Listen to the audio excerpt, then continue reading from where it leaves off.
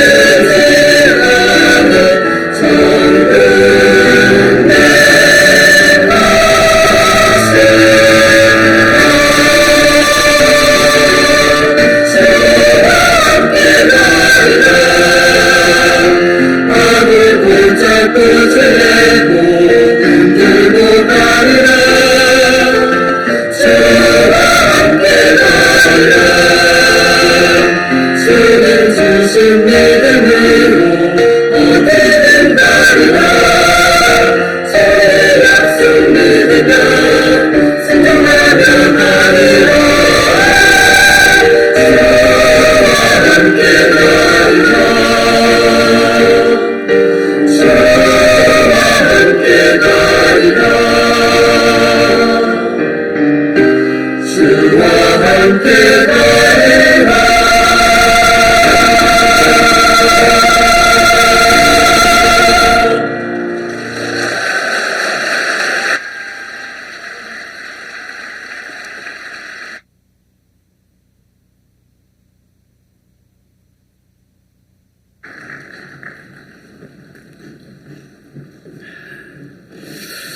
예, 감사합니다.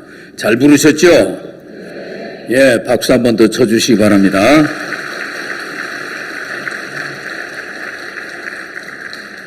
예, 오늘 마지막 저녁 시간인데요. 역시 우리 기쁜 소식 양천교회 이원복 목사님께서 말씀 전해 주시겠습니다.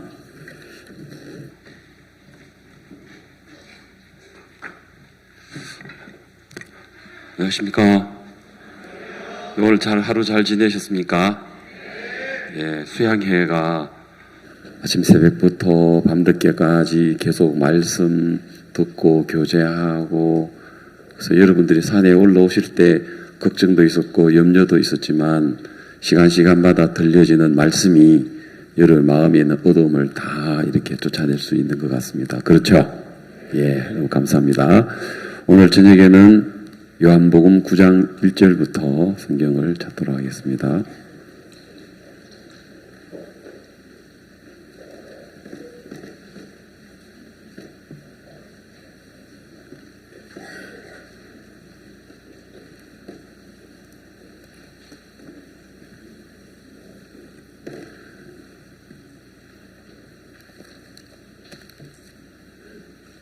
성경 요한복음 9장 1절에서 7절까지입니다. 우리가 다 같이 읽겠습니다. 요한복음 9장 1절 시작. 예수께서 길 가실 때에 날 때부터 소경된 사람을 보신지라. 제자들이 물어 가로되 랍비여, 이 사람이 소경으로 난 것이 네 죄로 인함이오니까? 자기오니까 그 부모오니까? 예수께서 대답하시되 이 사람이나 그 부모가 죄를 범한 것이 아니라 그에게서 하나님의 하시는 일을 나타내고자 하심이니라. 때가 아직 낮임에 나를 보내신 이의 일을 우리가 하여야 하리라. 밤이 오리니 그때는 아무도 일할 수 없느니라. 내가 세상에 있는 동안에는 세상의 빛이로다. 이 말씀을 하시고 땅에 침을 뱉어 진흙을 이겨 그의 눈에 바르시고 이르시되 실로암 못에 가서 씻으라 하시니, 실로암은 번역하면 보냄을 받았다는 뜻이라. 이에 가서 씻고 밝은 눈으로 왔더라. 예. 제가 계속 이렇게 시간마다 말씀을 드리고 있는 부분인데요. 오늘 저녁은 이제 요한복음 9장에 관한 이야기를 첫날부터 했는데 좀 더 상세하게 이야기를 하려고 성경 본문 말씀으로 읽었습니다. 저는 1절이 너무 좋습니다. 여러분 그냥 읽으셨지만 1절을 자세히 들여다보면 이 한 절의 말씀 안에 하나님의 풍성한 은혜를 느낄 수 있거든요. 요한복음을 보면 우리가 다 그의 충만한 데서 받으니 은혜 위에 은혜로라 했는데, 이 소경이 눈을 뜨게 된 것과 그 마음에 예수님의 빛을 마음에 받아들여서 죄의 사함을 받아서 그 마음의 빛을 얻은 이 부분을 생각하면, 여러분 이 소경이 눈 뜨기 위해서, 또 소경이 마음의 어둠, 슬픔, 절망, 정죄, 마음의 한스러움, 고통, 이런 것들이 한순간에 벗어날 수 있었는데 소경이 뭘 했습니까? 자, 1절에 보면 우리가 읽었는데, 예수께서 길 가실 때에 날 때부터 소경된 사람을 보신지라. 소경이 예수님을 봤어요? 예수님이 소경을 봤어요? 예수님이 보셨다는 것, 이건요. 이거 예수님이 누구시라 했죠? 첫날부터 이야기했죠? 누구예요? 하나님이신데 이 땅에 말씀이 육신이 되어서 우리 가운데 거하시는 하나님, 창조주, 태초, 상고, 예?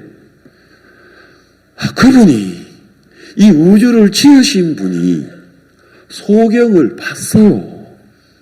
그럼 끝났어요. 아멘. 여러분, 오늘 여러분 이 자리에 이 어떤 자리입니까? 수양의 이 자리.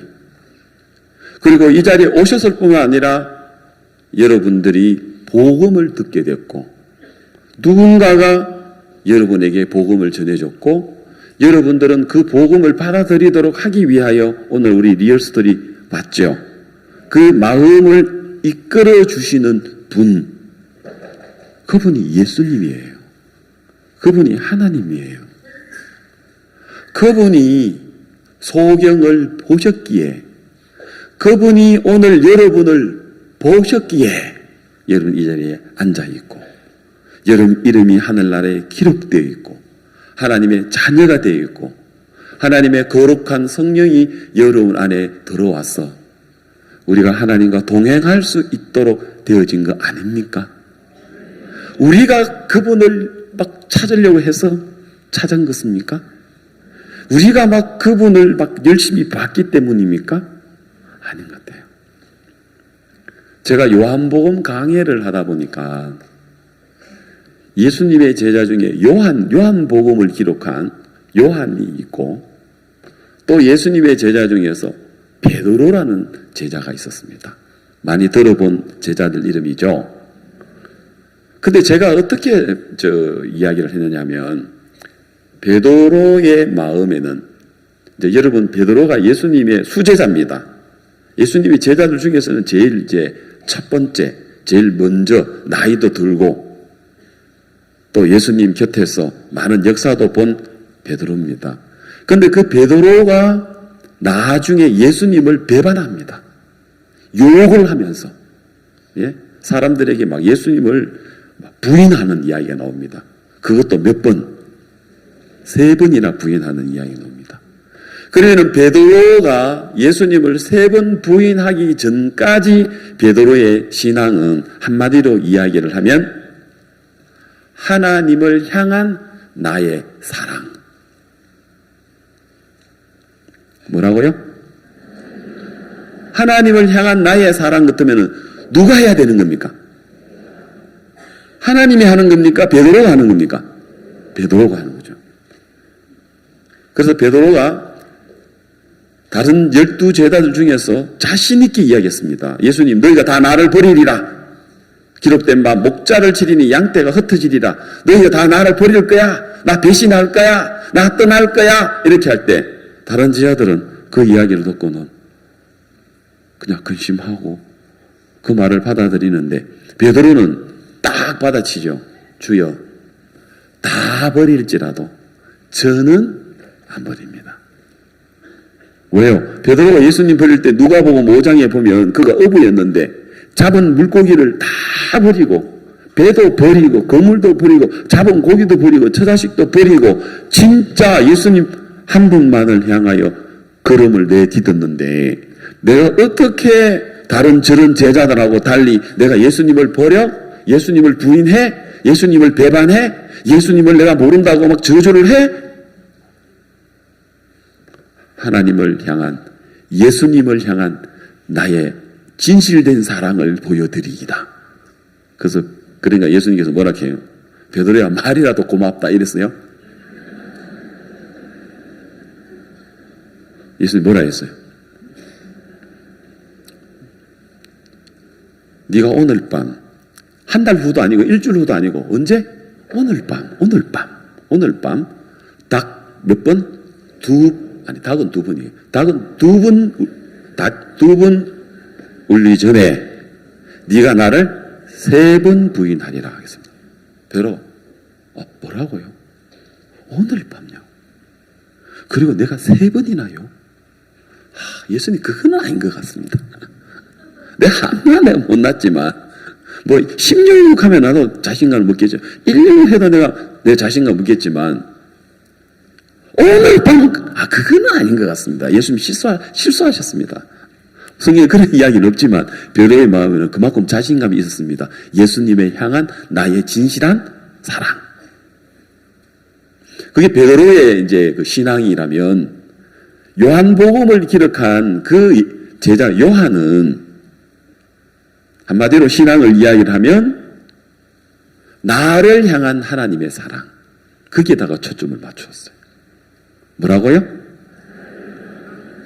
뭐 비슷한 것 같죠? 뭐 글자만 바꾼 것 같은데 천지차이입니다. 예수님을 향한 나의 사랑은 율법의 행위고요. 나를 향한 예수님의 사랑은 이건 신앙입니다.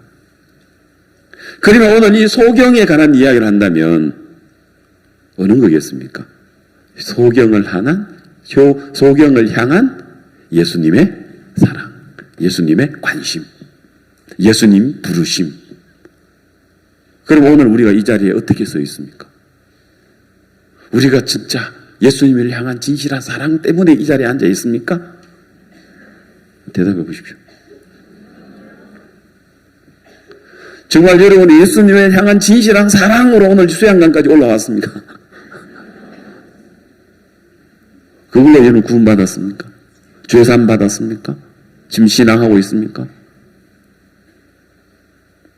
나를 향한 변함없는 예수님의 사랑.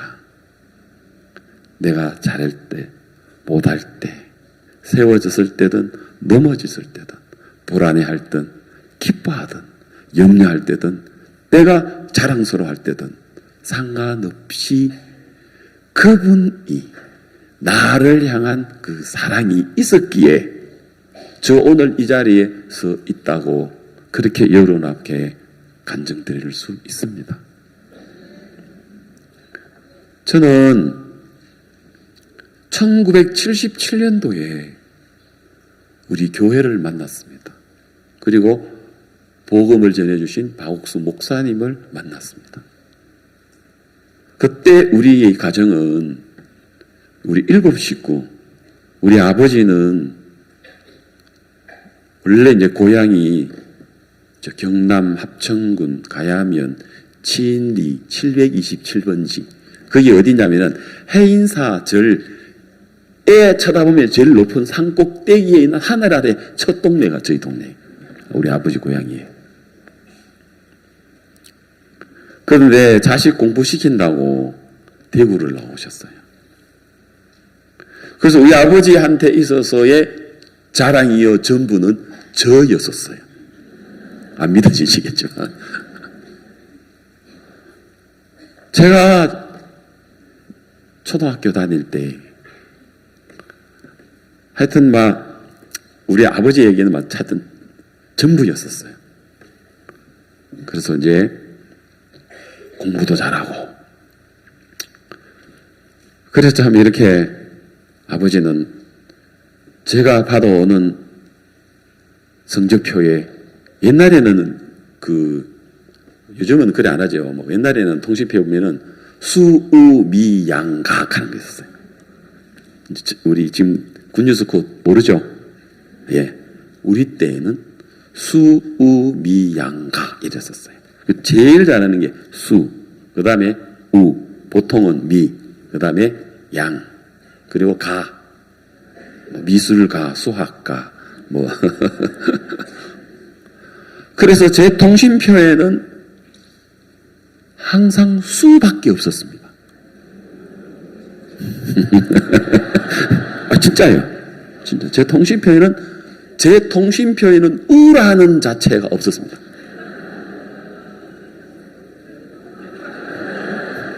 그리고 제 동생의 통신표에는 거의 양 한 마리도 없이 가였습니다.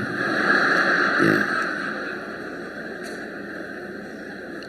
그래서 동생한테는 아예 기대를 안 걸고, 제 동생이 지금 모스크바에 있는 그 이현덕 선교사인데, 아버지는 동생의 통신표에 양이 있어도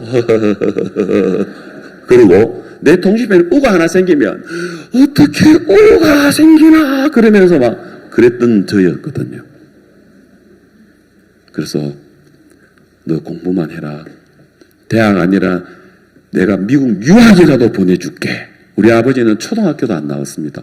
군대 가서 글을 배웠다 합니다. 우리 어머니도 초등학교도 안 나왔습니다. 지금도 글 잘 어려운 건 받침 복잡한 건 지금도 잘 모릅니다. 그런 집안에 어머니 아버지가 믿는 종교는 산신령이었고 용왕신이었고 부처님이었고 삼신할매였고 조상신이었습니다. 우리 어머니는 우상을 너무 좋아하고 너무 섬겨가지고 이 세상의 귀신이 어머니에게 막 달라붙는 거예요. 그래서 어머니는 막 머리가 아프다 하고 어깨가 눌린다 하고 막 다리가 무슨 모래 주머니를 달아난 것처럼 몸이 막 천근만근. 그래서 정말 열심히 불교를 믿고 유교를 조상신을 섬기고 유교를 믿고 우상을 섬기던 그런 부모님에게 우리 부모님이 이 세상에 제일 싫어하는 게 예수, 교회, 목사. 아주 그냥 보통 사람들이 싫어하는 사람도 있지만 유난히 싫어했습니다. 저는 이제까지 수많은 사람들을 내가 만나보죠. 우리 아버지만큼 싫어하는 사람은 못 봤어요. 하여튼 막 엄청 싫어하셨어요. 그런데 제가 초등학교 6학년 때 그전부터 아버지는 위장병으로 고생을 하셨고 아버지가 아프면 어머니는 병원에 가는 게 아니라 무당을 불러가지고 부닥거리를 하고 그때는 병원에 가는 게 요즘처럼 그렇게 쉬운 건 아니었습니다. 그래서 점치고 무당 불러 부닥거리하고 이제 그렇게 이제 집안 분위기가 그런 분위기였었어요. 그러다가 초등학교 6학년 때 집을 팔고 큰 대수술을 아버지가 합니다. 이제 암에 이제 수술을 하는데 그로부터 3년 동안 뭐 투병을 하면서 민간요법 좋은 거 있으면 모든 거 다 하면서 결국은 이제 우리 재산 다 날아가고 그리고 아버지 병은 더 중하여지고 그리고 이제 1977년 제가 중학교 3학년 때가 되었는데 1977년 우리 가정에 있어 가장 불행한 연도였었어요. 아버지가 돌아가시는 거. 아버지가 암으로 이제 한 달밖에 못 한다는 사형 선고를 받는 해가 1999년, 1977년도. 아버지는 나보고 너 유학이라도 보내줄게 하셨던 분이 어느 날은 저한테 눈물을 흘리면서 유언을 합니다. 네가 우리 집의 가장이다. 나는 이제 얼마 못 산다. 네가 우리 집의 가장이다. 그래서 어머니는 뭐 직장생활이나 뭐 식모나 아니면 파출부 이런 것도 못해요. 늘 몸이 아프니까 밥하고 빨래하는 거 말고는 늘 누워 있어야 돼요. 어머니도 뭐 약 이만큼 늘 드시고 아버지 암 걸려 있고 진짜 소망이 없었어요.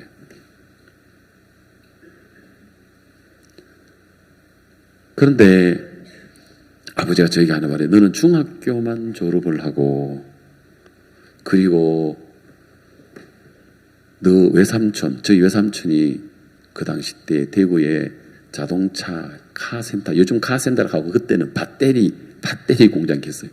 그 자동차 이제 고치는 그런 정비 공장, 개인 정비 공장 그 이제 기술이 있어가지고 그 일을 하는데 너 그 외삼촌 밑에서 그 기술 배워라. 중학교만 졸업하고 그게 저희 아버지가 저한테 한 유언이었었어요. 그 전에는 어디까지 공부시킨다고? 유학까지 보냈다. 유학이 아니라 지금 뭐 중학교도 근근히 졸업을 할 수 없는 상황이니까요. 근데 중3이니까 어쩔 수 없이 그리고 누나는 중학교를 다니다가 그만두고 저는 중학교만 졸업을 하락하고 이래서 참 저희들 가정에 큰 슬픔이 있었죠. 우리 집의 가장이고 유일하게 돈 버시는 분 아버지밖에 없는데 그분이 아파가지고 돈을 벌 수 없는 그런 상황이었으니까 당연히 공부 못하는 거죠. 아버지가 돌아가시면 동생들, 어머니 또 동생들 공부를 시켜야 되는데 어떻게 진짜 절망밖에 없었습니다. 근데 아까 우리 자매님 보니까 가장 행복한 웃음을 가진 나라고 이렇게 얘기했는데 근데 또 1977년은 우리 가정에 또 내 개인에게 가장 놀라운 선물을 받은 해입니다. 아버지가 돌아가시기도 했지만 이제 아버지가 돌아가시기 전에 그렇게 싫어하던 예수님을 받아들입니다. 이건 정말 기적 중의 기적입니다. 원래 목사님이 사촌 형님하고 같이 아버지 전도하러 왔는데 우리 아버지가 막 욕을 하면서 물론 이제 사촌 형한테 욕을 한 거지만 같이 있었으니까 목사님한테도 욕한 거나 마찬가지죠. 막 쌍욕을 하시면서 막 화를 내시면서 안 가나 내가 이 자리에 바로 지옥 떨어져도 너 믿는 예수는 안 믿는다. 내 눈에 흙이 들어와라 봐라 흙이 들어온다 하더라도 내 믿는 예수는 안 믿는다. 막 욕을 하시고 곧 돌아가시기 그 당시 때는 진짜 물도 한 모금도 못 마시고 방구석에 어두운 데서 지금 죽기만을 기다리고 있는데도 어디서 힘이 났는지 막 소리를 지르면서 가라고요. 그랬던 아버지가 예수께서 길 가실 때에 날 때부터 소경된 자를 그 다음 뭐 했다고요? 네 자 뭐예요? 보신지라. 그때 1977년 암에 걸려서 죽음만을 기다리고 있는 캄캄한 방에 누워있는 우리 아버지를 그리고는 목사님을 향해서 욕을 하고 나 예수 안 믿는다고 내가 이 자리에 지옥 떨어져도 너희들 믿는 예수는 안 믿는다라고 했던 우리 아버지를 뭐예요?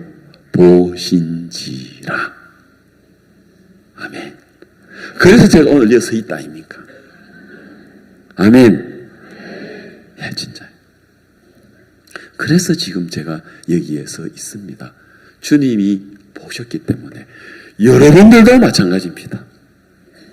우리를 향한 예수님의 사랑, 예수님의 관심, 그 사랑이, 그 인자하심이, 그 용납하심이, 그 길이 참으심이 얼마나 풍성했기에 우리 가정을 바꾸어 놓았고 그때 우리 가정에는 혼돈과 공허와 그냥 막 어두움만 진하게 깔려있는 절망 속에 있는 우리 집에 마치 예수님이 탄생할 때의 그 말구유에 어둡고 침침하고 냄새나고 찬바람이 들어오고 더럽고 누추한 그 말구유간에 예수님이 탄생하신 것처럼 저희 가정에 또 저희들 식구의 마음에 예수님이 탄생하셨단 말입니다.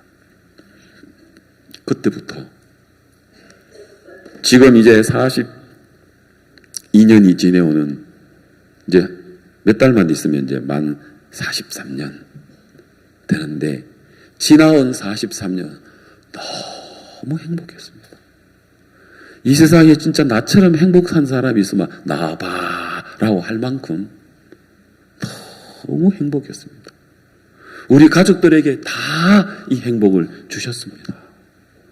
종으로 말미암아 교회로 말미암아 다 그의 충만한 데서 받으니 그의 충만한 모든 것을 다 갖추어진 것을 우리가 받았는데 은혜 위에 은혜로라. 그 구절이 너무 좋은데 그냥 자막으로 한 번만 띄워주십시오. 1장 16절인데 요한복음 1장 16절인데 그 말씀이 꼭 제한테 맞는 것 같은 거예요. 우리 가정에 맞는 것 같아요. 예. 요한복음 우리가 다 그의 충만한 데서 모든 걸 다 갖추어 놓고 그리고 우리에게 주셨고 우리는 받았어요. 아멘. 그분은 주셨고 우리는 뭐 했어요? 받았어요. 그리고는 뭐라 합니까? 은혜 위에 은혜라. 나를 향한 예수님의 사랑. 지금도 변함없이 한 번만 준 게 아니고 은혜 위에 은혜, 그리고 두 번인가? 아니, 여기서 쓰는 이 단어는요, 은혜 위에 은혜라는 건 영속성입니다. 은혜 위에 은혜 두 번이 아니고, 이거는 마치 바닷가에 가면 뭐가 밀려옵니까? 파도가 밀려오죠? 파도가 또 다시 물러가죠? 그럼 또 밀려와야 안 밀려요? 또 쫙 밀려오죠? 그 다음에 또 물러가죠? 두 번 하고 그치는가? 아니죠. 지금 바닷가는 지금도 밀려왔다가, 그죠? 또 내려왔다가 밀려왔다가, 마치 파도가 연속성으로 밀려오듯이 우리를 향한 주님의 사랑, 주님의 관심, 그 주님의 은혜는 지금도 어떻게 한다고요? 또 밀려오고 또 밀려오고, 은혜 위에 은혜로라, 은혜 위에 은혜로라. 불행할 수가 없어요. 알겠어요? 슬퍼할 수 없어요. 우리 염려할 수 없어요. 원래의 하나님 우리에게 주신 당신의 놀라운 사랑을 발견한다면 우리는 슬퍼할 수 없도록 돼 있어요. 염려할 수 없도록 돼 있어요. 왜요? 우리는 충만한 것을 받았어요. 베드로 후서 1장 1절에 보면 안 찾아도 됩니다. 자막에 준비해서 이제 넣어줄 겁니다. 베드로 후서 1장 1절에 보면은 예수 그리스도인가 사도 시몬 베드로는, 이제 이 베드로는 아까 이야기할 때 이제 예수님 부인하기 전에는 예수님을 향한 나의 사랑이었는데 부인하고 난 다음에 이게 바뀌어가지고 나를 향한 예수님의 사랑이 이제 발견되었어요. 이제 베드로가 이제 우리 하나님과 구주 예수 그리스도의 의를 힘입어, 자, 힘입어, 여러분 힘입어 차별나게 뭐라고 돼 있어요? 차별나게 동일하게. 그 다음에 뭐라 했습니까? 너무 좋습니다. 그 다음에 뭐라고 했습니까? 어떤 믿음? 시들한 믿음? 시원찮은 믿음? 흔들리는 믿음? 어떤 믿음? 보배로운 믿음을 우리와 같이 모두 여러분에게 받은 자들에게 편지하노니. 여러분 어떤 믿음 받았어요? 믿음 우리 거 아니거든요. 믿음은 받은 거예요. 예수님이 다 만들어 놓은 충만한 데서 받으니 은혜 위에 은혜르라. 예수님이 다 완성시켜 놓은 그 보배로운 믿음, 이 보배로운 믿음, 이 보배라는 단어보다도 더 좋은 단어가 없어서 보배로운 믿음이라 했어요. 그래도 이 믿음의 가치를 다 설명할 수가 없어요. 보배로운 믿음을 우리가 어떻게 했어요? 어떻게 했어요? 받았어요. 어떻게? 값없이 받았어요. 맞아요? 예, 이 동일한 이 보배로운 믿음을 받았어요. 그 다음 2절 돌 수 있나? 예. 그 다음 하나님과 우리 주 예수를 알므로 은혜와 평강이 너에게 더욱 많을지어다. 3절 다 같이 시작. 그의 신기한 능력으로 생명과 경건에 속한 모든 것을 우리에게 주셨으니. 자, 여러분 신기한 능력으로. 너무 신기합니다. 오늘 날 때부터 소경이 예수님을 만나서 그 마음의 빛을 얻고 눈을 뜨고 하는 이것들이 너무 신기한 능력으로 생명과 경건에 속한 모든 것을 우리에게 주셨죠. 그리고 우리는 받았어요. 맞아요? 예. 신기한 능력으로 생명과 경건에 속한 모든 걸 주셨어요. 다 받았죠? 그 다음 9절. 그 다음에 뭐라 합니까? 이로써 그 보배롭고, 그 다음에 뭐라 합니까? 지극히 큰 약속. 이 약속, 구원, 성령 똑같은 겁니다. 지극히 큰 약속, 지극히 큰 구원, 지극히 큰 선물을 우리에게 뭐 했습니까? 주사. 우리에게 주셨고, 그분은 주셨고, 우리는 어땠습니까? 받았습니다. 그러면 이 믿음 대단한 거 맞죠? 이 믿음 아무도 뺏어갈 수 없습니다. 근데 우리는 입버릇처럼 나 믿음 없어요. 믿음이 약해요. 믿음이 흔들려요. 믿음이 죽었어요. 우리 마음대로 약하게 만들거나 죽이거나 부셔버리거나 쭈그러뜨리거나 약하거나 우리 마음대로 없거나 구원 안 받았으면 몰라도 구원을 받았으면 이제 자막됐습니다. 구원을 받았으면 우리가 완벽한 그의 충만한 데서 받았어요. 은혜 위에 은혜라 지금도 완벽한 신기한 그의 능력으로 생명과 경건에 속한 모든 걸 그분은 주셨고 우리는 받았다니까요. 언제? 구원받을 때. 어떤 믿음을? 보배로운 믿음을. 시들한 믿음 아닙니다.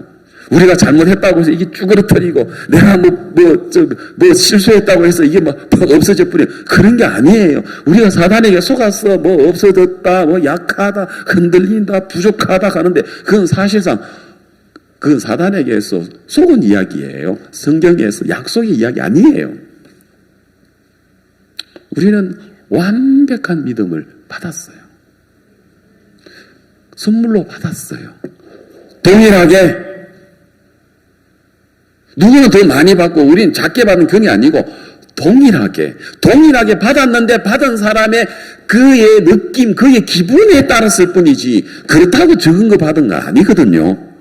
누구는 큰 걸 받아가지고 목숨을 바치고 누구는 받아가지고 그냥 세상적으로 막 나가서 함부로 살고 작은 거 받았기 때문에 아니에요. 똑같이 받았어요. 아멘. 똑같이 받았는데 사단에게 속아가지고 시들하게 받은 것처럼 흔들리는 거 받은 것처럼 쭈그러뜨리는 거 받은 것처럼 내가 행동에 의해서 변질될 수 있는 것처럼 받은 것처럼 속아서 절대 그거 받은 게 아니라니까요.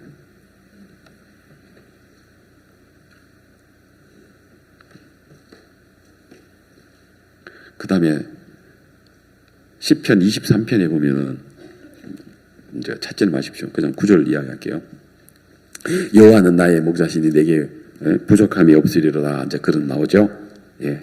여호와는 나의 목자시기 때문에 내가 부족함이 있어요, 없어요? 말씀은 뭐라고 해요? 있다 해요, 없다 해요? 그런데 우리는 없다고 느낄 때가 많죠. 그건 어디까지나 느낌이에요. 그건 약속 아니에요. 진리가 아니에요. 성경은 뭐라 했어요? 부족함이 없다 했어요. 자, 여러분 기분을 여러분의 형편이나 여러분 어떤 생각이나 그걸 받지 마시고 말씀이 뭐라고 되어 있는가를 보자 말입니다.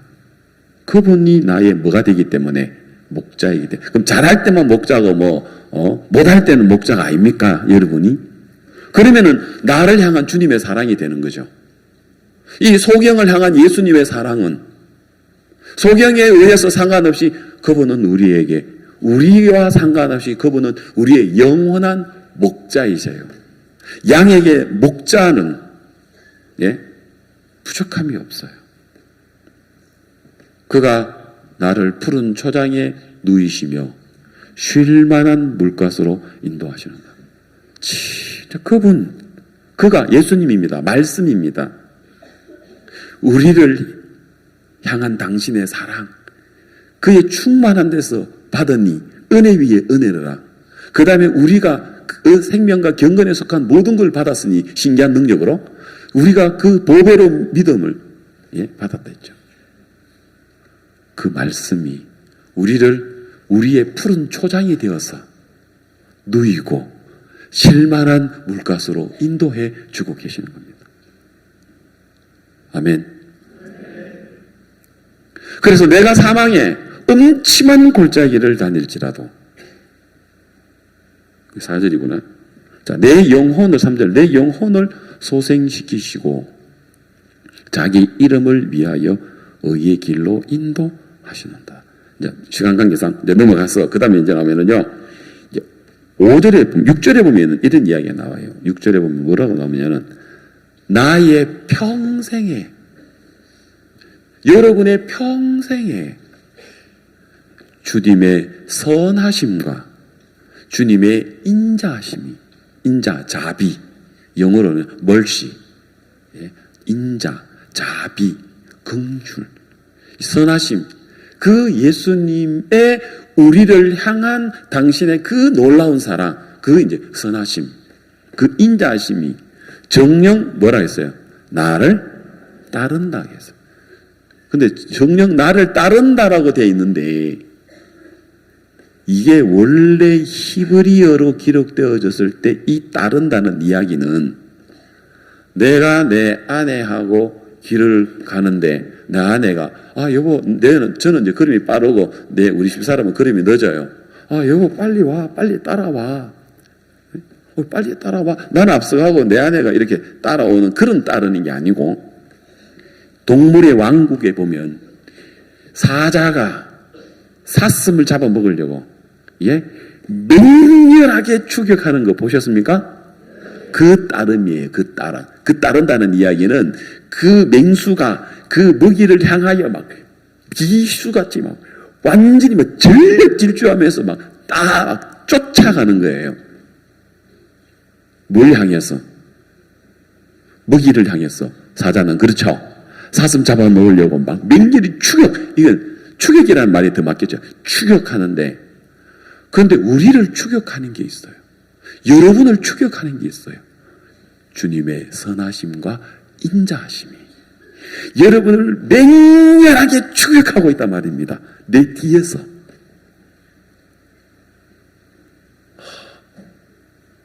하나도 여러분 그래서 어쩌라고 곡하는 것 같아요. 보면 저는 막 너무 감동이 되는데, 이 말씀.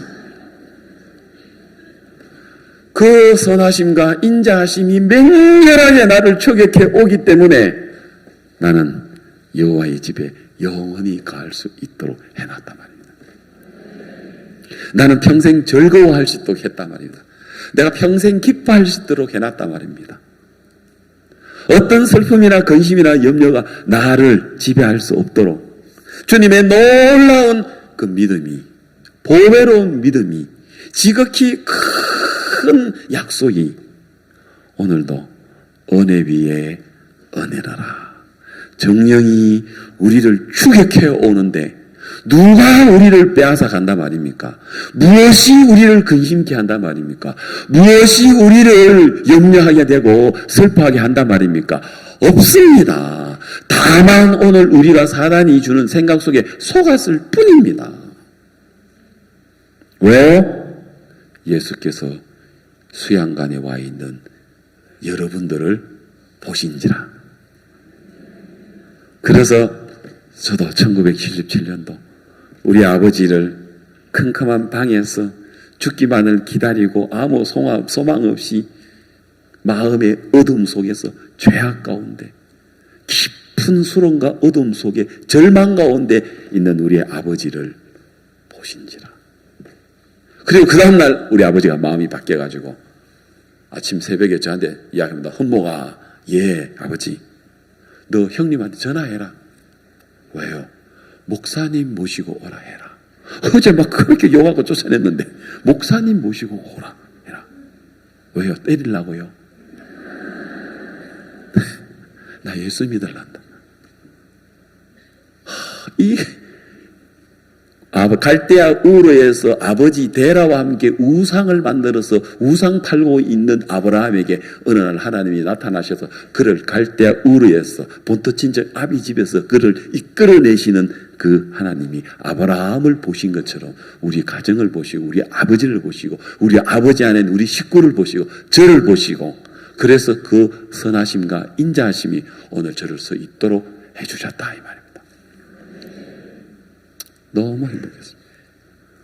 그전에는 진짜 아까 그 한 자매님 나와서 얘기한 것처럼 저도 그전에는 기쁨, 소망 이런 단어가 없었습니다. 즐거움, 만족, 행복 이런 단어가 없었습니다.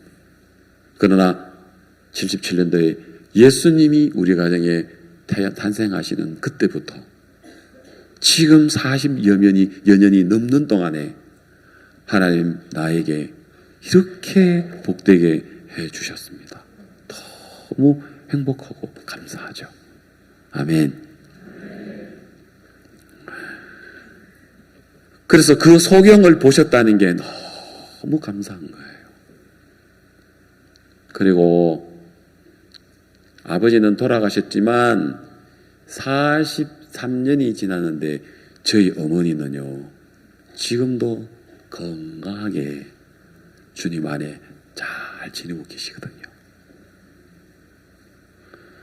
하나님이 얼마나 축복해 주셨는지, 그 후로부터 하나님이 우리 가정에 소망을 주시고, 또 이 복음을 만나서 이 복음 앞에 얼마나 감사합니까? 그죠? 사회를 보신 유영열 목사님 저의 자영입니다. 예. 그리고 저 여서 있죠. 제 동생 모스크바가 있죠. 모스크바에서 뭐예요?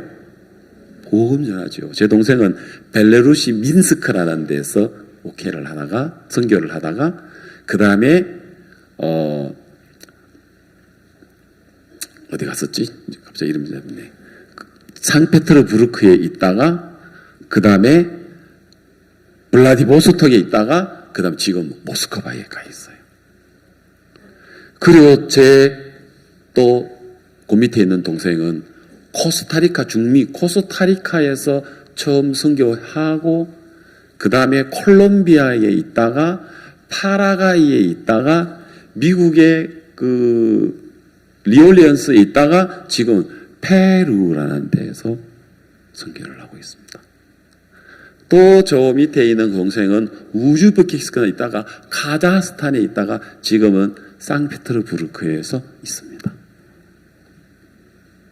이 아름답고 복된 모든 백성에게 미칠 큰 기쁨의 좋은 소식을 전하고 있습니다. 아멘. 그리고 우리 유 목사님 큰아들은 미국의 멤피스에서 복음 일을 하고, 둘째는 그라시아스 합창단 오케스트라의 큰 컨트라베이스 음악 목회를 하는 거죠. 예? 음악 선교를 하는 거죠. 그 일을 하고 있고, 그 다음에 또 모스크바에 있는 동생 아들 우리 이영민 선교사는 그 러시아의 옴스크, 예, 옴스크에서 있습니다. 그 다음에 또 이제 그 페루리마에 있는 우리 조승조 목사님 큰 딸은 지금 온두라스의 선교사로 있습니다. 그리고 지금 나머지 자녀들도 다 복음 위해서 살 겁니다. 아직 이야기할 때마다 우리 아들 막 때가 되면 이제 우리 아들도 때가 되면 이제 둘 다 이제 복음 앞에 들어올 겁니다. 좀 확신하면 믿습니다. 예. 여러분 얼마나 놀랍습니까? 그래 안 그래요? 만일 그때 주님이 안 보시셨다면 나 뭐 했겠나 싶은 거예요. 얼마나 복된 삶을 사는지 모른다는 거죠. 자, 여러분 첫날 제가 이야기하다가 슬쩍 넘어갔는데 그거 좀 더 복습하고 이야기를 하고 싶습니다. 마태복음 2장에 동방의 박사들이 그 유대인의 왕인 헤롯 왕궁에 찾아가서 유대인의 왕으로 나신 이가 어디 계시뇨? 우리가 별을 보고 그의 탄생하심을 인하여 우리가 경배하러 왔다. 헤롯 왕과 온 예루살렘이 발칵 뒤집어졌습니다. 뭐라고? 자기 아기가 태어난 적이, 왕자가 태어난 적이 없는데. 그래서 헤롯이 막 여봐라, 이게 도대체 무슨 소리냐? 유대인의 왕, 만왕의 왕, 만유의 주, 이 메시아 어디에서 탄생하느냐? 대제사장과 서기관들 성경을 펴서 예 왕이시여, 옛날 선지자 미가 선지자에 의하면 미가 성경 5장 2절에 자 미가 성경 5장 2절 준비해 주십시오. 거기에 보면 베들레헴 에브라다야. 미가 5장 2절. 베들레헴 에브라다야. 예. 너는 유다 족속 중에 어떻다고요? 작은 말, 작을지라도 이스라엘을 다스리는 자가 네게서 네게로 나올 것이니라. 그리고 뭐라고 합니까? 그는 뭐라 했습니까? 상고의 태촌이라. 자, 여러분, 태촌이라 하니까 태초라는 이 단어가 여러분 연상케 하는 게 어디에 나와요? 창세기 1장 1절에 뭐랍니까? 태초에 하나님이 천지를 창조하시니라. 이렇게 나오죠. 예, 태초. 그 다음에 요한복음 1장에 보면은 태초에 말씀이 계시니라. 이렇게 나오죠. 그러면 이 태초, 창세기 1장 1절의 태초, 요한복음 1장 1절에 나오는 태초, 그리고 미가 5장 2절에서 나오는 베들레헴 에브라다에서 나오는 이 세상을 다스릴 자 바로 상고고 그리고 태초라고 이야기를 했습니다.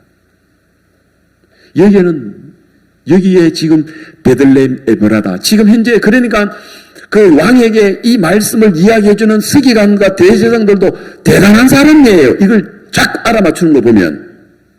그렇죠? 그래서 예루살렘이 아니고 베들레헴이라고 이야기를 합니다. 베들레헴.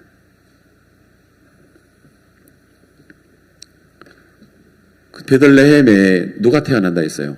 상고, 태초라고 했죠. 성경 잠언 8장 22절을 자막을 줄 겁니다. 저 뒤에는 자막이 나옵니까?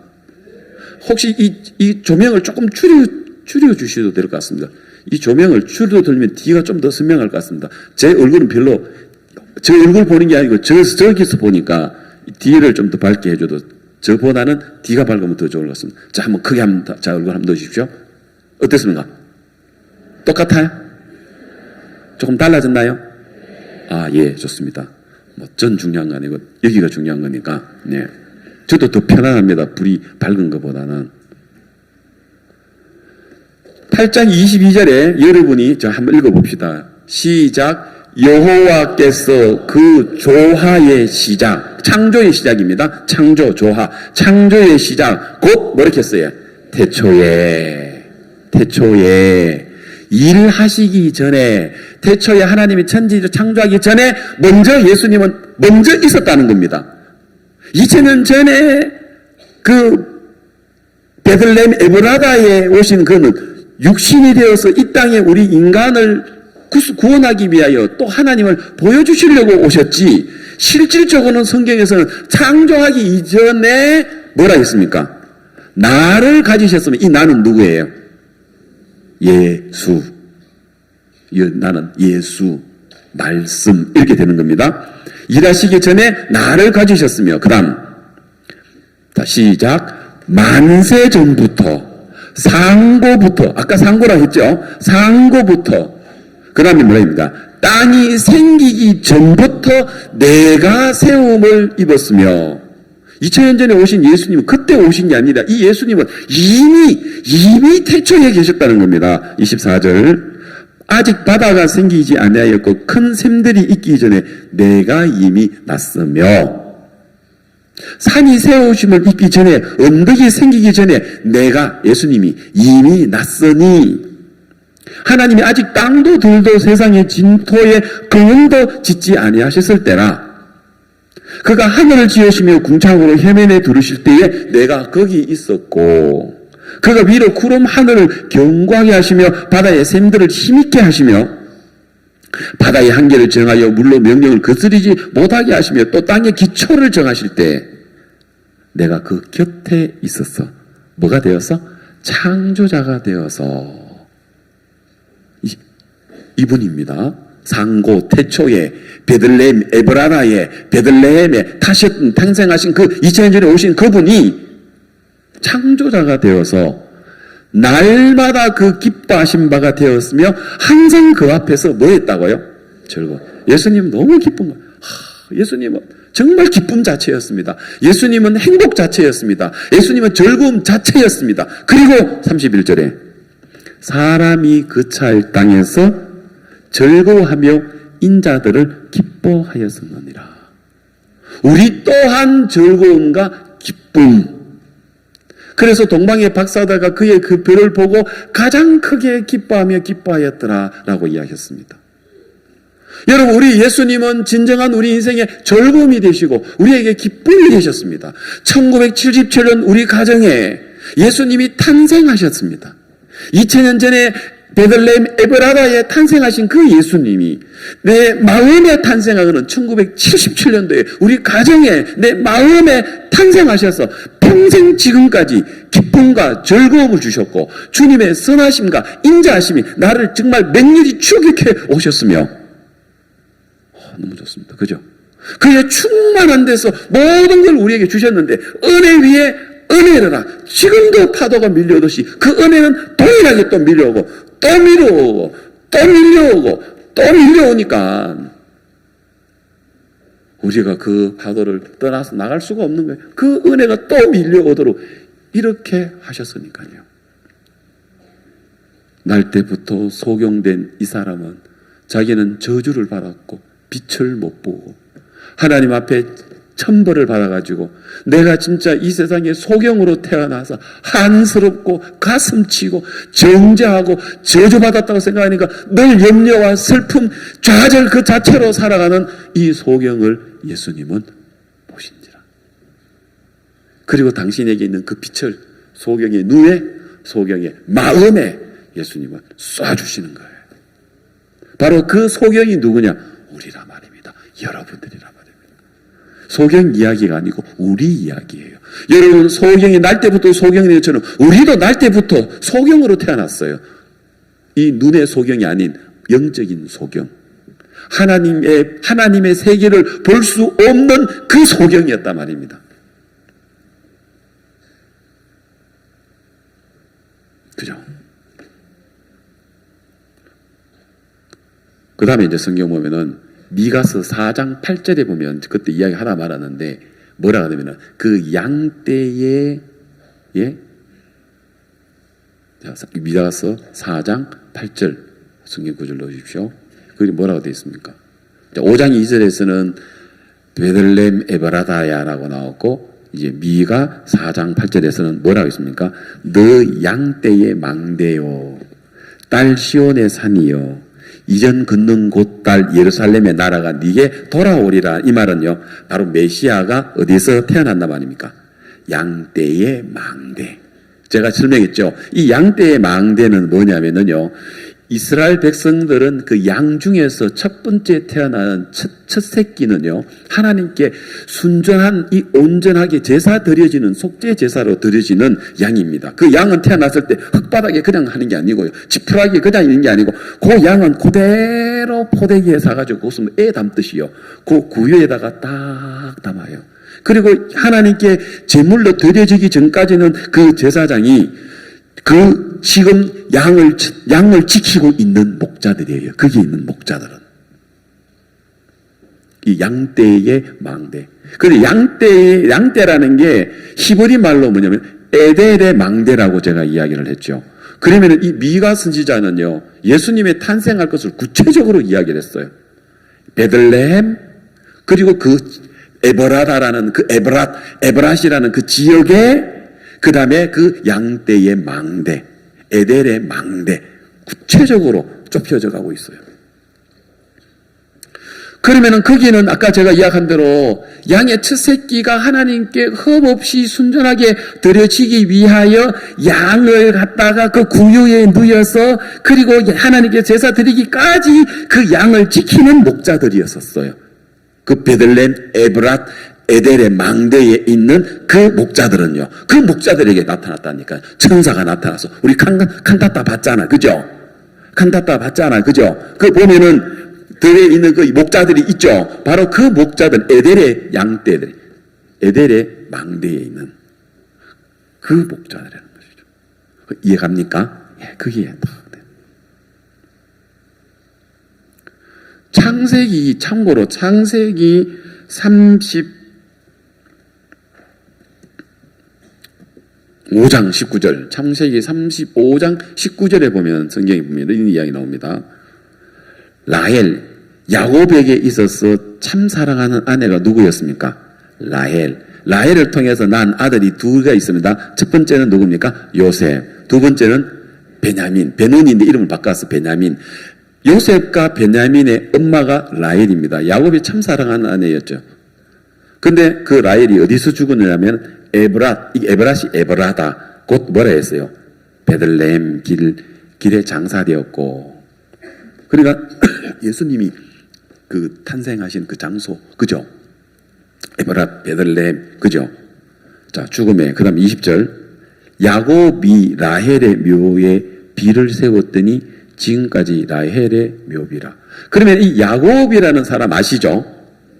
아브라함과 이삭과 야곱, 그 뺀질뺀질한 그 야곱, 그 형님의 복을 가로채는 그 야곱 있죠? 그 야곱의 이름이 뭡니까? 도둑놈이라는 뜻이거든요. 야곱. 그런데 이 야곱이 이름이 어느 날 변화가 됩니다. 뭐로 바뀌어진 거 혹시 아세요? 맞습니다. 이스라엘. 그럼 보통 우리가 이스라엘 하면 야곱의 후손이다 이런 말이에요.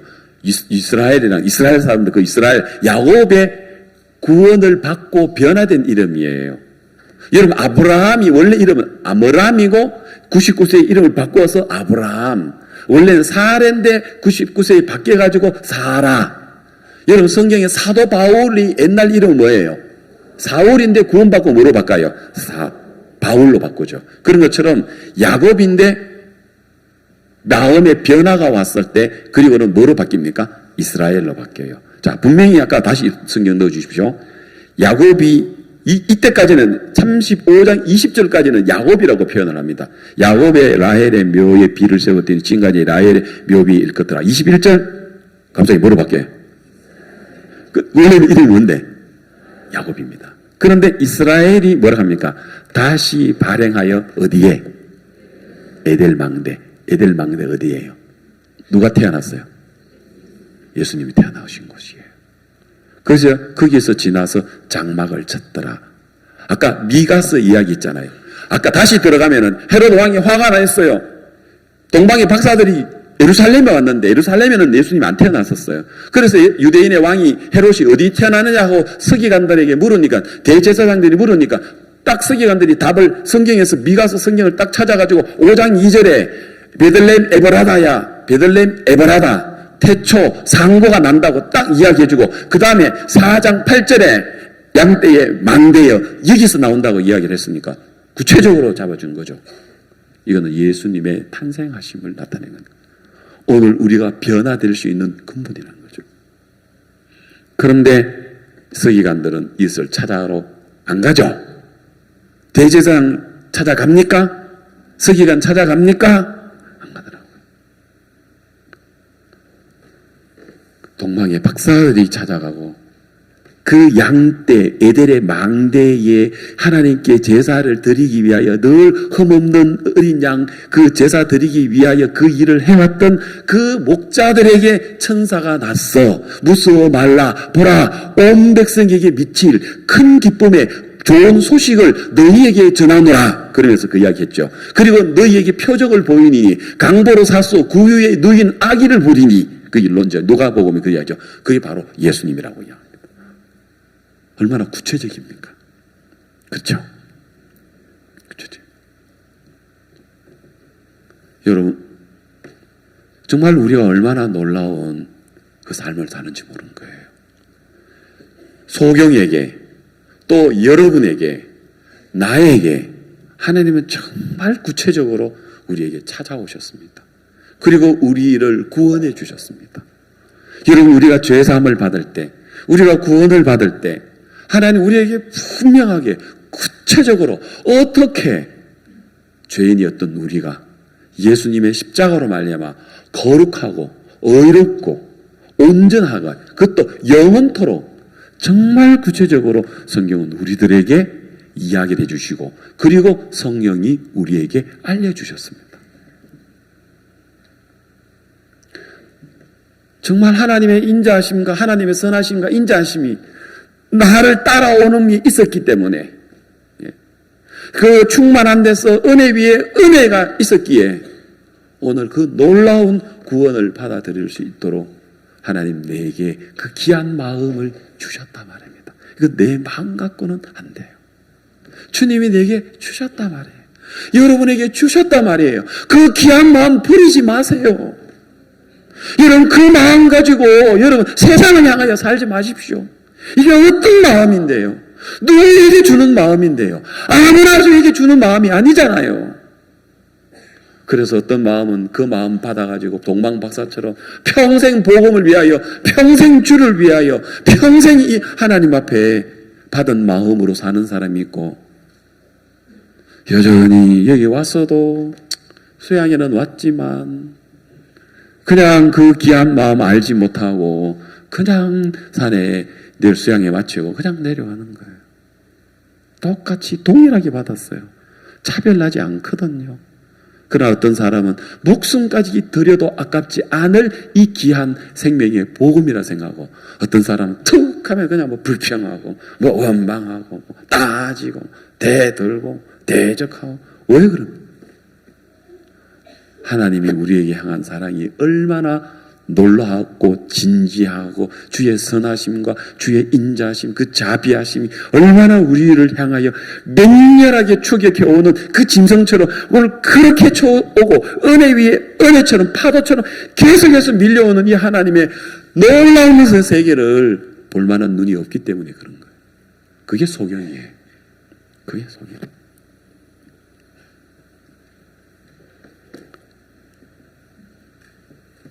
그래서 태초에 상고에 이 예수님이 유대 베들레헴 에베라다 에델의 망대 그곳의 한 구유에 예수님께서 태어나셨는 그 주님, 이 세상의 모든 인간의 죄를 위하여 십자가에 못 박혀 죽으시기 위해서 이 땅에 오셨습니다. 우리는 민족 중흥의 역사적 사명을 띠고 이 땅에 태어났다. 우리 옛날에 군교회 원장 학교 다닐 때 다 외웠거든요.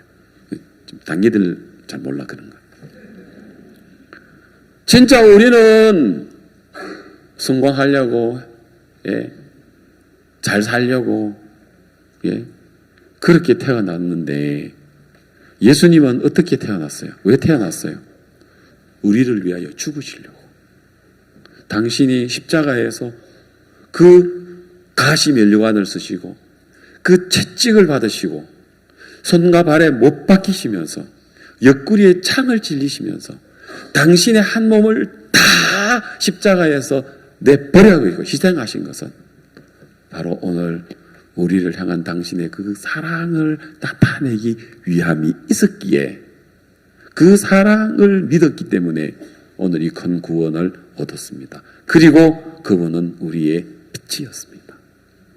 그래서 태초에 하나님이 천지를 창조하시니라. 땅은 혼돈하고 공허하며 흑암 위에 있었고 하나님의 신은 수면에 운행하시니라. 하나님은 이 지구 위에 운행을 하고 계세요. 뭐 하려고 운행한 줄 아세요? 빛이 여러분의 마음에 비치도록 하기 위하여 하나님은 지금 운행하고 계신단 말입니다. 그분이 인간의 몸을 입고 오늘 요한복음 9장에 내려가셔서 그 지금 소경에게 운행하고 계신단 말입니다. 혼돈하고 공허하고 흑암의 깊음 위에 있는 그 소경에게 하나님은 운행을 하시며 그를 보시면서 그에게 하나님의 빛을 넣어주시고 그의 눈을 뜨게 하셔서 하나님의 영광을 보게 하고 평생 기쁨과 소망과 즐거움으로 살아갈 수 있도록 운행하시기 위해서. 아멘. 그래서 하나님이 제일 먼저 태초에 하나님이 빛이 있어라 하셨습니다. 빛이 하는 일이 뭐예요? 어둠을 쫓아내는 일을 해요. 빛이 하는 일은. 어둠이 뭡니까? 인간의 불행 아닙니까? 죄 아닙니까? 저주 아닙니까? 우리 인간의 불행, 슬픔, 고통, 그게 여러분 어둠 아닙니까? 그런데 이제 그 빛이 있어라 하셨던 그 빛이 우리 마음 안에 비치면 우리에게 있는 어두움과 슬픔과 고통과 죄악과 정죄가 물러가고 우리 마음 안에 예수님의 그 빛이 비치는 겁니다.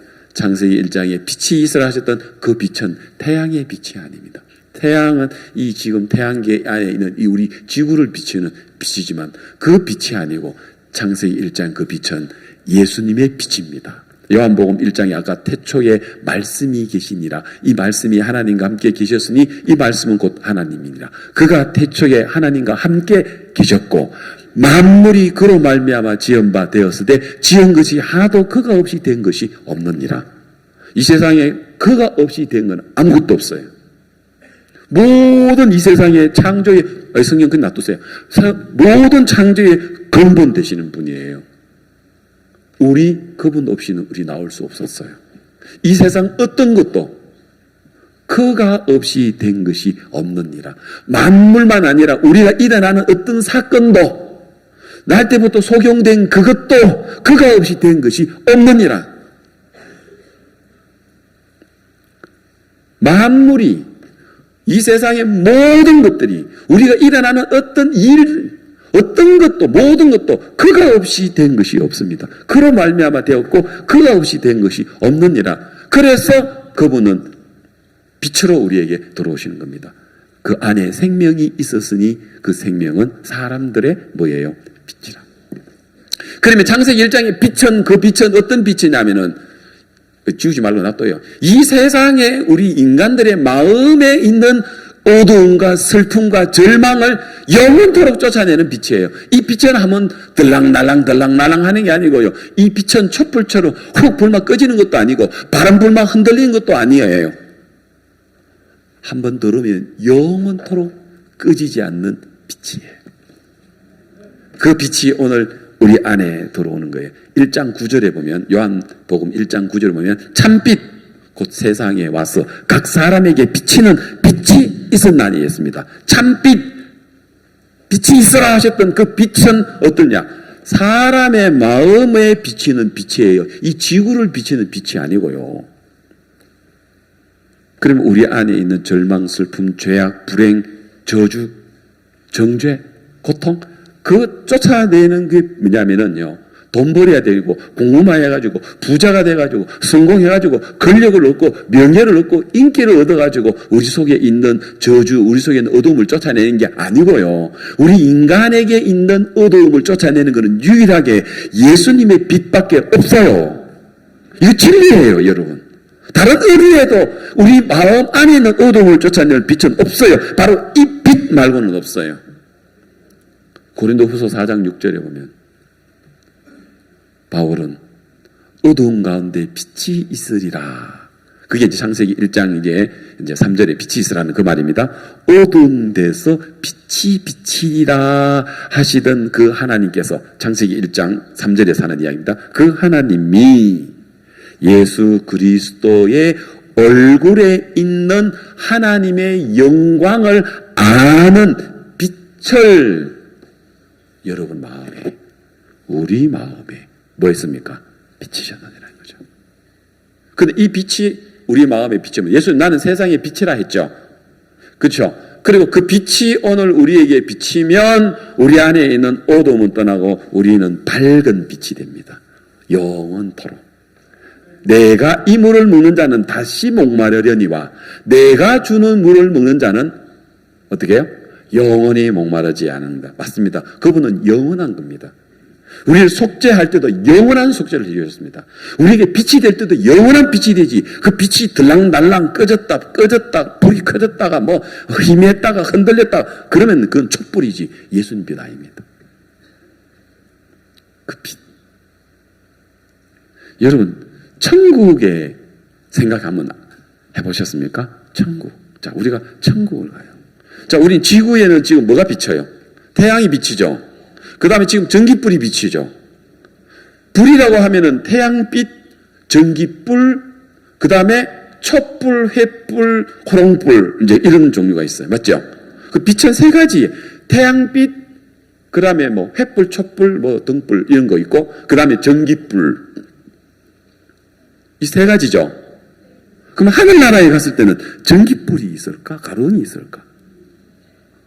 뭐 대한전력에서 전기 일으켜가지고 거기서 전기불을 피울까? 아닐 것 같아. 그럼 태양의 빛이 비쳐나? 천국에도 태양빛이 비쳐나?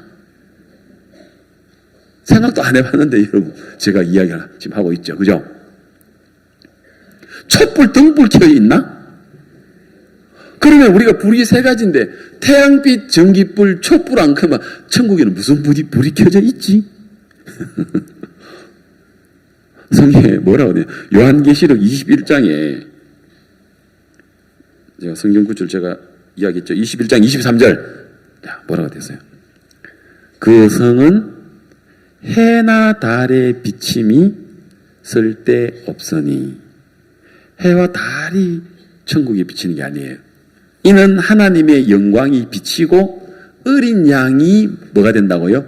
등이 되십니다. 요한계시록 22장 4절에는 22장 4절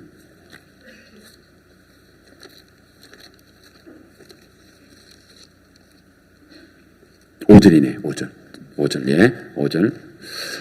다시 밤이 없겠고, 그 다음에 뭐라 했어요? 등불, 햇빛. 그 당시 때는 요한계시록 적었을 때 전기불이 없었으니까. 만 있었으면 전기불, 등불, 햇빛이 쓸데없으니 이랬을 건데, 그때는 전기불이 없었으니까.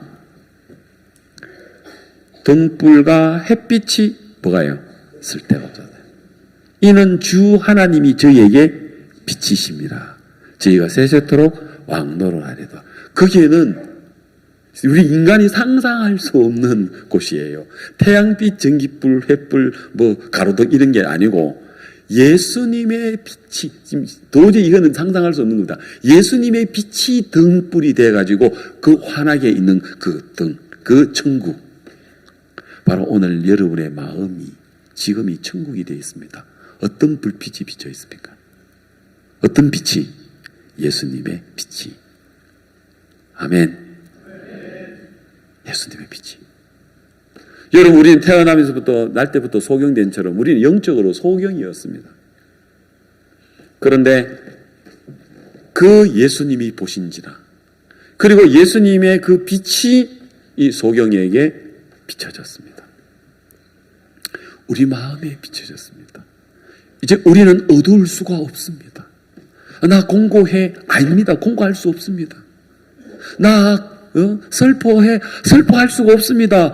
예수님이 우리의 등이 되셔서 등불이 되시고 우리에게 빛이 됐는데 그 우리 안에 어떤 슬픔이 들어온다 말입니까? 어떤 정죄가 들어온다 말입니까? 어떤 두려움이 들어온다 말입니까? 못 들어옵니다. 사단이 다만 우리의 감각, 양심이라는 기능을 통해 가지고 우리에게 두려움과 걱정과 염려를 하도록 느꼈을 뿐이지, 그렇다고 그 슬픔과 염려가 못 들어옵니다.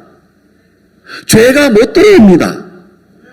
맞습니까? 못 들어옵니다. 왜요? 우리 안에 어떤 빛이 있습니까?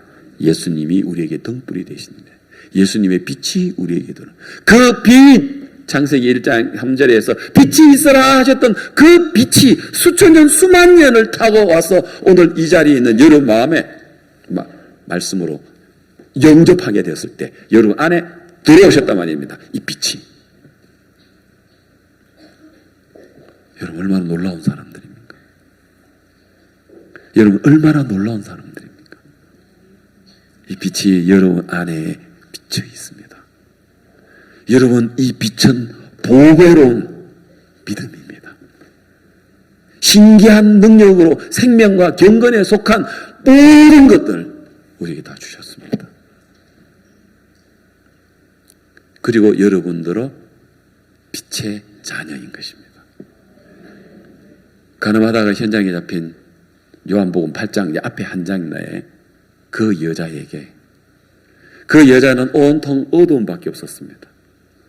음란한 마음에 이끌려서 더러운 죄악을 짓게 되었고, 그리고 잡혀가지고 바리새인과 서기관들에 의해서 질질질질질 끌려다녀가지고 이제 돌에 맞아 죽어야 되는 정말 비참한 여자였습니다.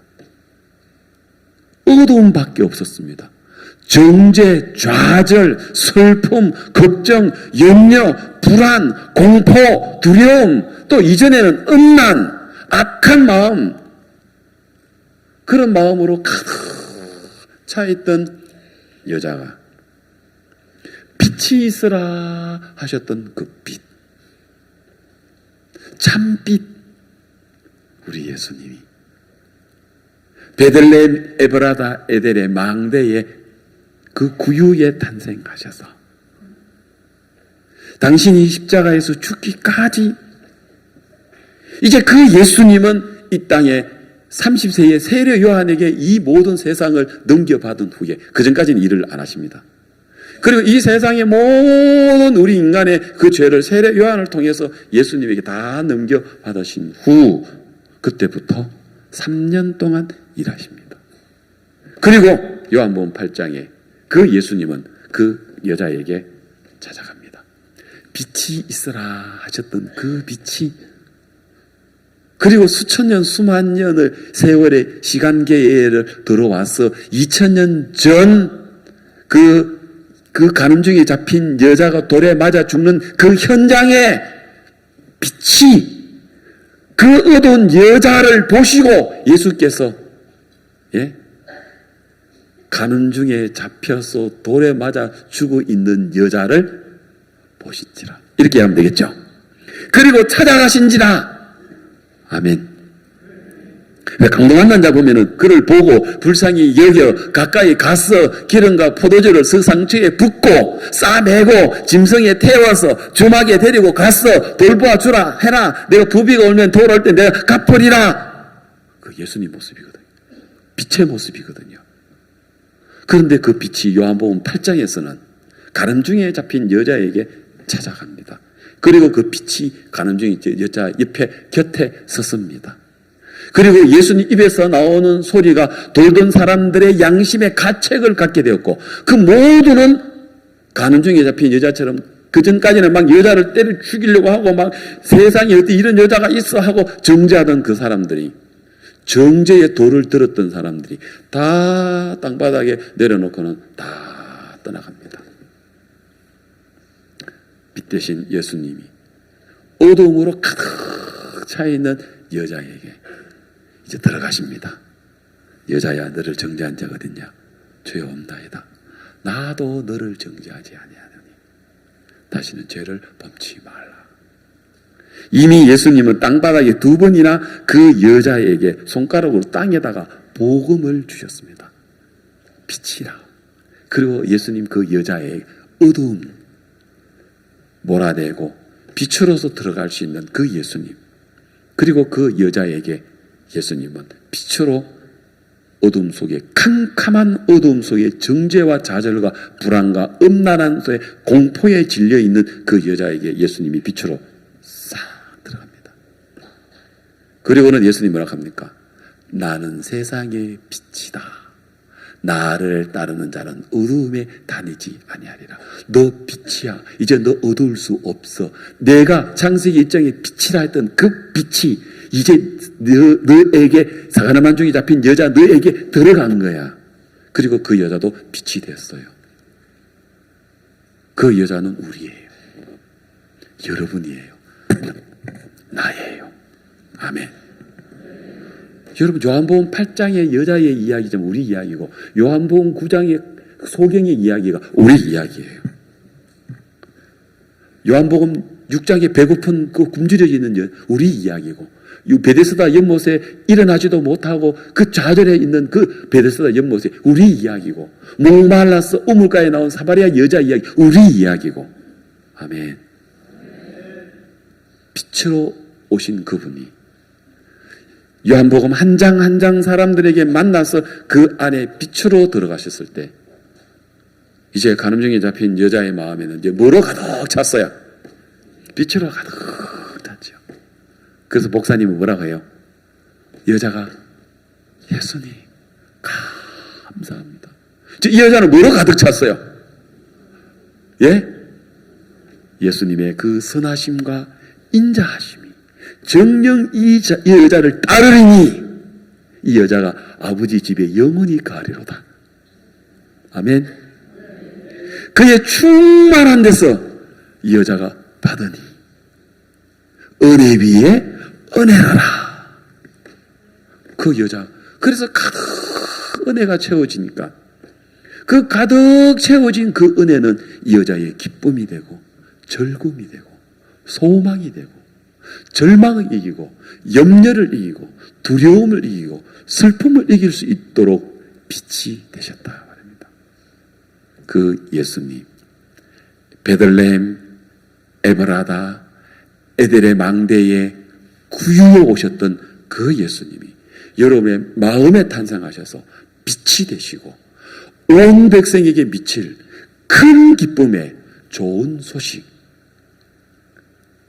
신기한 능력으로 생명과 경건에 속한 모든 것을 우리에게 주셨으니 하나님과 예수 그리스도의 의를 힘입어 동일하게 보배로 믿음을 받은 자들에게 편지하노니. 됐습니까? 안 됐습니까? 너무 놀라운 겁니다. 아멘. 그 빛 여러분 안에 선물로 주셨습니다. 이 선물 받은 자 행복자이여. 아멘. 이 빛이 여러분 안에 영원토록 비칠 것입니다. 천국 가서도 빛이 되셔서 그 등불이 우리 천국을 비치고 우리 마음을 비추면서 영원토록 우리를 복되게 하실 것입니다. 이것 깊이 아시는 여러분 되시기를 바랍니다. 기도드리겠습니다.